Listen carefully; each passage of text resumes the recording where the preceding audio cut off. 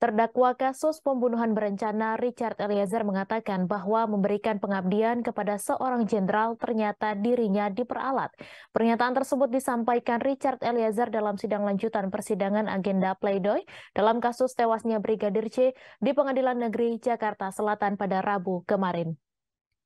Ia mengatakan tidak pernah menduga apalagi mengharapkan atas peristiwa yang sekarang menimpa dirinya.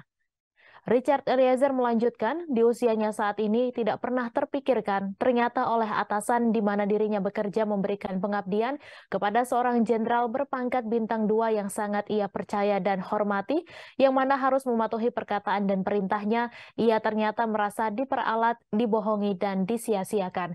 Bahkan menurut Richard Eliezer, kejujuran yang ia sampaikan tidak dihargai, namun ia malah dimusuhi.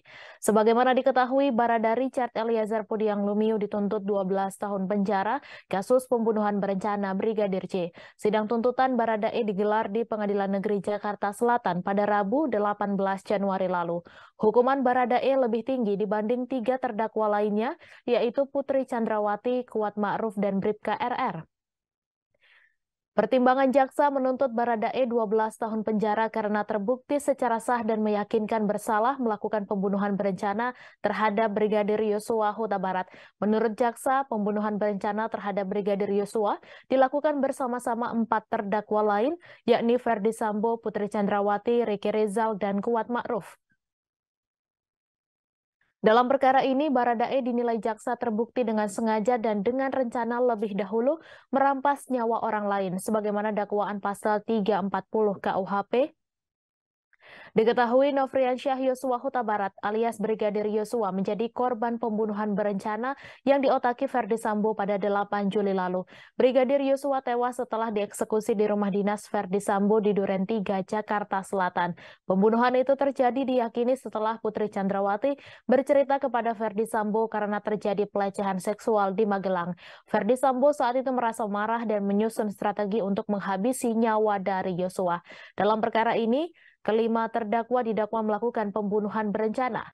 Mereka didakwa melanggar pasal 340, subseder pasal 338 KUHP, junto pasal 55 ayat 1 ke 1 KUHP dengan ancaman maksimal hukuman mati. Dan penempatan di Resimen 1 Pelopor, penugasan pertama saya Satgas Operasi Tinombala Poso selama 7 bulan, dari Maret sampai Oktober 2020. Sebagai seorang navigator. Kemudian penugasan berikutnya di Manokwari, Papua Barat, menjadi tim pengamanan Pilkada Desember 2020. Kemudian penugasan evakuasi Sriwijaya Air pada Januari 2021. Dan saya bertugas di Cikias, Jawa Barat di Resimen 1 Pelopor Januari hingga Agustus 2021. Dan saya aktif mengikuti kegiatan sosial di Kesatuan Resimen 1 Pelopor, juga menjadi gitaris di Gereja Resimen 1 Pelopor. Dan pada bulan September 2021, saya dipercaya menjadi pelatih Vertical Rescue Resimen 1 Pelopor untuk menjadi anggota, untuk melatih anggota untuk kesiapan menjadi tim SAR jika diperlukan. September hingga November 2021, dan pada tanggal 30 November 2021 saya dipanggil ke Makobrimob dan terpilih menjadi driver Pak Ferdi Sambo yang saat itu menjabat sebagai Kadif Propam. Saya tidak pernah menduga, apalagi mengharapkan peristiwa yang sekarang menimpa diri saya. Di masa awal-awal pengabdian saya atas kecintaan saya terhadap negara dan kesetiaan kepada Polri, khususnya Korps Brimob, saya dipilih menjadi ajudan yang dimana tugas saya menjaga dan mengawal atasan.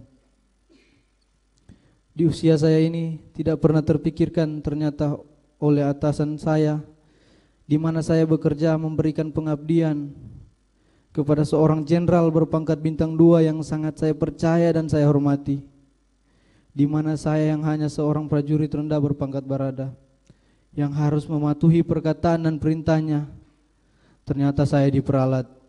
Saya dibohongi dan disia-siakan. Bahkan kejujuran yang saya sampaikan tidak dihargai, malahan saya dimusuhi.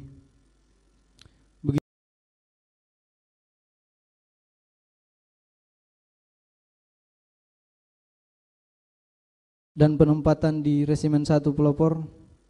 Penugasan pertama saya Satgas Operasi Tinombala Poso selama 7 bulan dari Maret sampai Oktober 2020 sebagai seorang navigator. Kemudian penugasan berikutnya di Manokwari, Papua Barat menjadi tim pengamanan Pilkada Desember 2020. Kemudian penugasan evakuasi Sriwijaya Air. Terima kasih sudah nonton. Jangan lupa like, subscribe, dan share ya.